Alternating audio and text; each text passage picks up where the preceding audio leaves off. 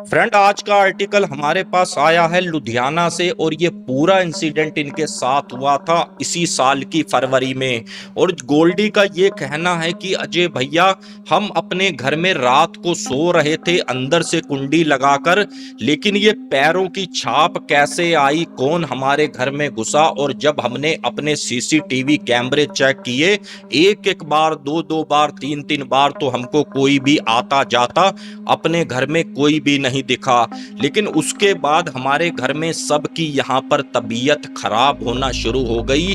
और मैं भी आपको पूरा आर्टिकल सुनाऊंगा, लेकिन पहले चैनल का इंट्रो।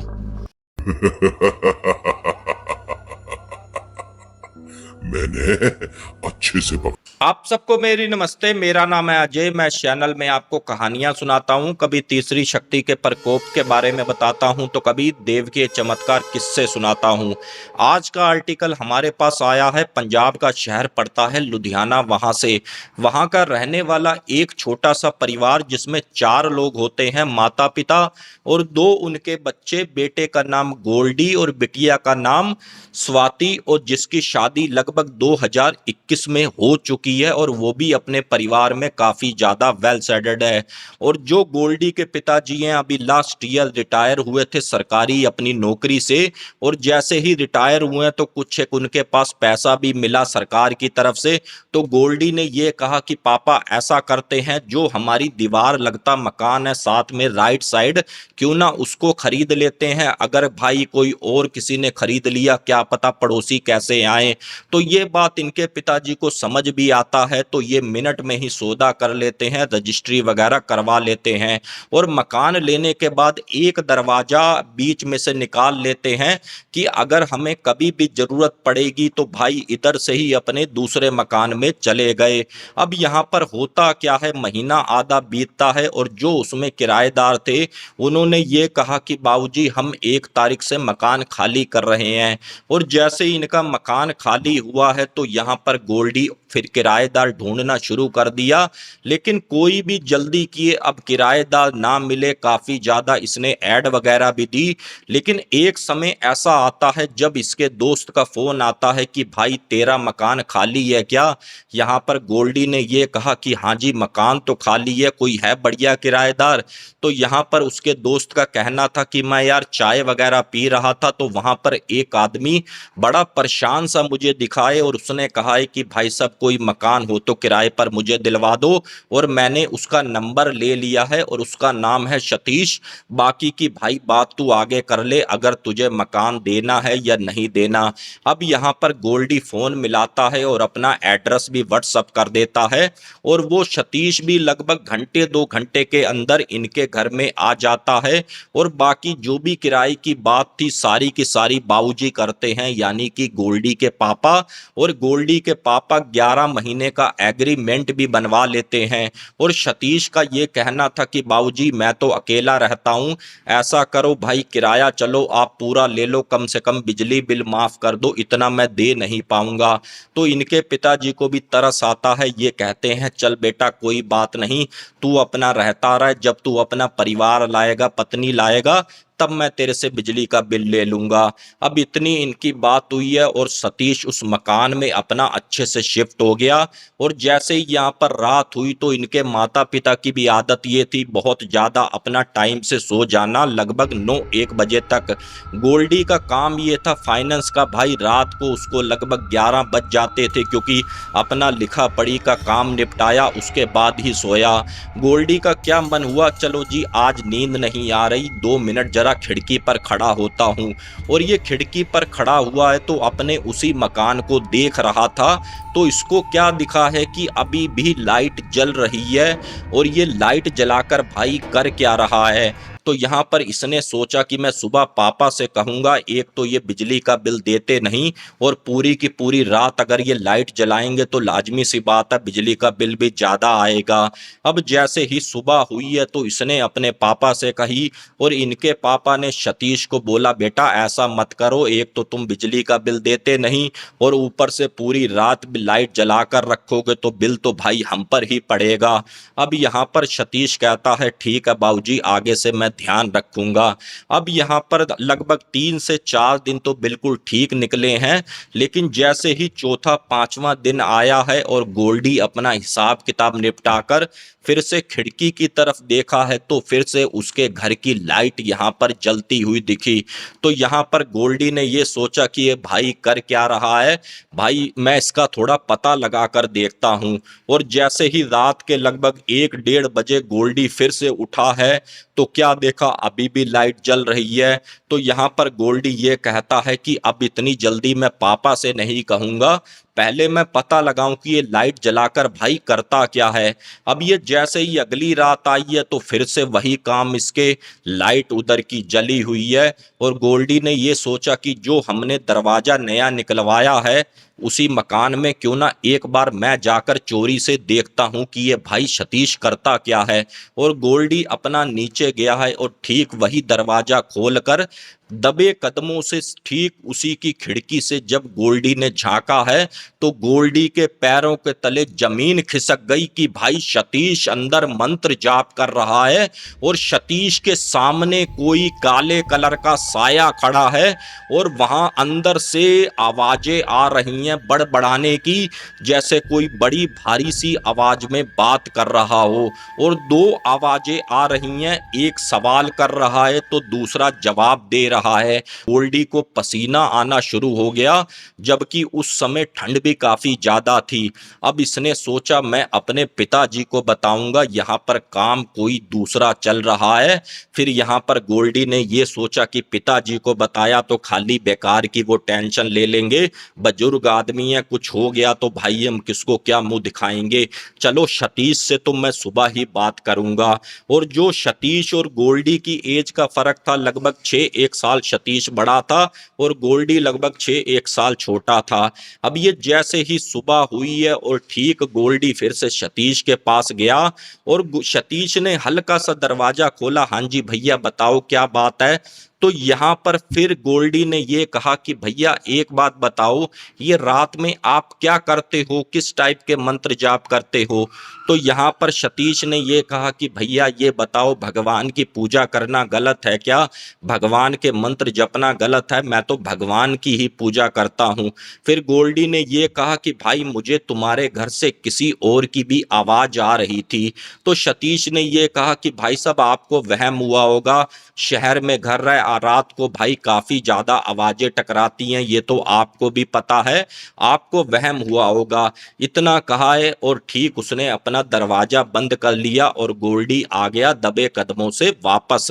अब यहाँ पर भाई गोल्डी जैसे ही आया, लेकिन गोल्डी के अंदर से उत्तेजना बढ़े कि मैं घर में बताऊं या ना बताऊं, या एक बार मैं और भी कंफर्म करूं। अब ये जैसे ही रात हुई है फिर से गोल्डी ने सोचा एक बार मैं बिल्कुल क्लियर कर लूं, सच में उसके घर में कुछ है या नहीं है, या खाली मेरे मन का भ्रम था, या सब क्या था। और गोल्डी फिर से जाता है, फिर से सतीश अपना वही मंत्र जाप कर रहा है और फिर से उसको एक साया अंदर साफ साफ क्लिस्टर खड़ा हुआ दिखा। तो गोल्डी ने ये सोचा कि अपने आईफोन से एक फोटो खींचता हूं। और जैसे ही उसने फोटो खींचा है तो हल्की सी झलक उसकी फोटो में भी आ गई।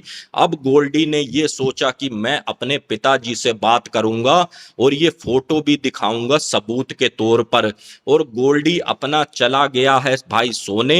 अब ये जैसे ही सुबह हुई है और सुबह उसने अपने पिताजी से ये कहा कि पापा हमने जल्दबाजी में किराएदार गलत रख लिया है, वो कोई पूजा भक्ति नहीं करता, मैं पहले आपको बताने लगा लेकिन रुका, ये अपने घर में कोई ब्लैक मैजिक करता है, पापा इसको यहाँ से निकालो। तो यहाँ पर इसके पापा ने ये कहा कि बेटे ऐसे किसी को नहीं निकाला जाता, 11 महीने का मैंने एग्रीमेंट कर कर दे दिया है। और एक बात बता, तेरे पास क्या ऐसा सबूत है कि अगला ब्लैक मैजिक करता हो, क्या पता अगला गुरु का नाम जपता हो, भगवान का नाम लेता हो। अब जब इतना कहा है तो गोल्डी ने अपना फोन निकाला और ये दिखाया कि पापा ये सब देखो क्या हो रहा है। अब यहाँ पर इसके पापा भी काफी ज्यादा चिंता में, उन्होंने ये कहा कि हम अभी सतीश से बात करेंगे और बेटा तू ऐसा कर, जरा सतीश को बुला कर ला। अब ये जैसे ही सतीश आया है इनके घर में, इनकी बात हुई है, तो यहाँ पर इनके पापा ने ये कहा कि बेटा अगर देख तू कोई ब्लैक मैजिक करता है, कुछ करता है तो मुझे अभी बता दे, नहीं तो भाई मैं अपना तांत्रिक बुलाऊंगा, कल को भाई तेरे साथ कुछ होगा या कुछ नहीं होगा तो भाई मुझे मत कहना। इन्होंने क्या किया, खाली एक डराने के लिए कहा, खाली एक कि सतीश डरे या कुछ ना कुछ अपना सच उगले, लेकिन सतीश ने साफ साफ मना कर दिया कि भाई मैं ऐसा कुछ भी नहीं करता। मैं तो गोल्डी भैया को कल भी ये बात बता चुका हूं कि मैं तो खाली एक भगवान का नाम जपता हूं।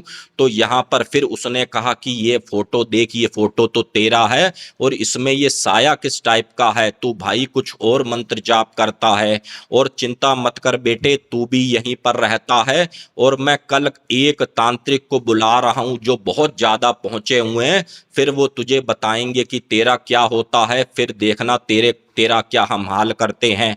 काफी ज्यादा उसको डराया गया सतीश को।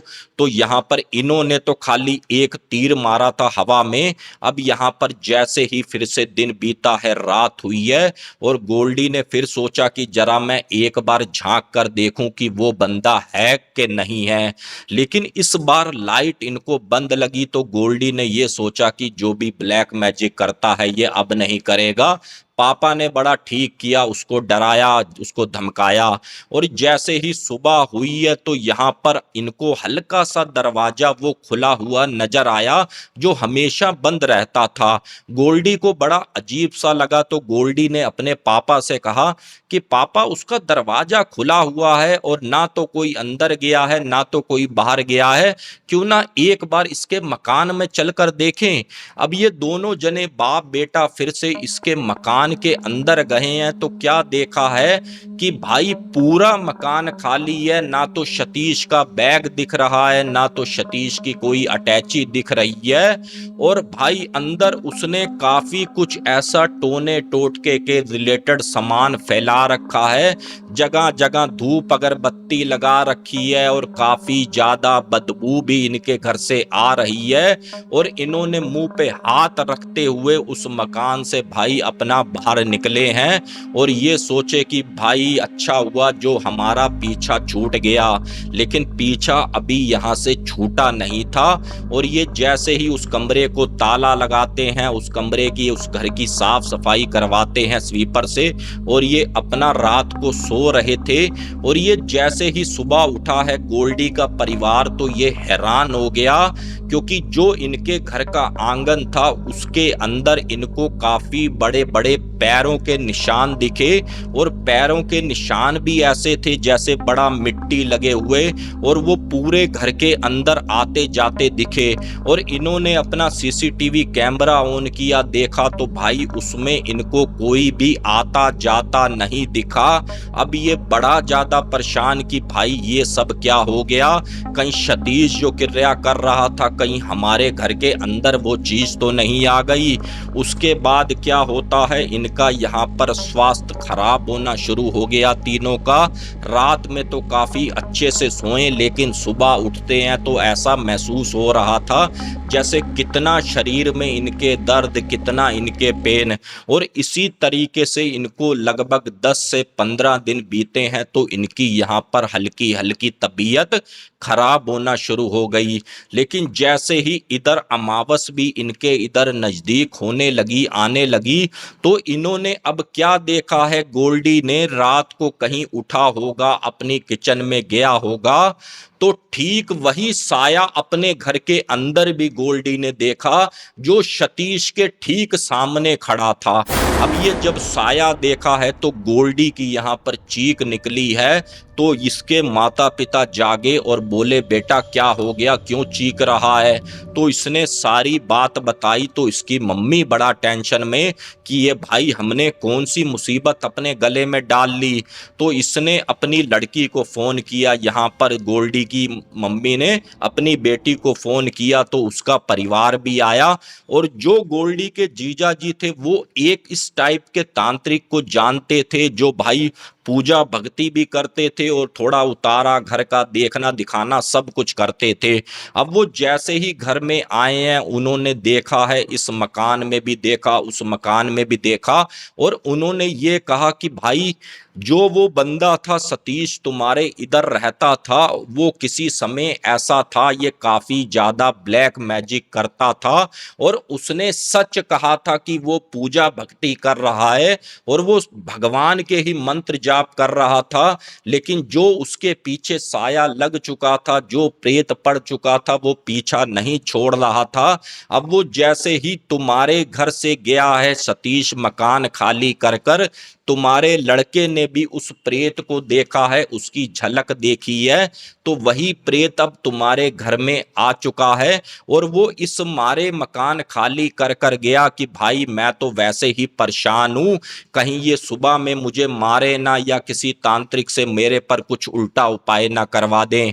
तो यहाँ पर फिर उस तांत्रिक ने इनके घर का भी कीलन किया, बराबर वाले घर का भी कीलन किया, और इनसे ये कहा कि कम से कम 40 दिनों तक आप सब लोगों को हनुमान चालीसा या तो स्पीकर में बजानी है, साथ में गुणगान करना है, और साथ में मंत्र जाप करना है, या तो आप ऐसा करना 40 दिन के बाद अपना या तो कोई पाठ, सुंदरकांड का पाठ भी आप जरूर करवाना अगर आप मानते हो।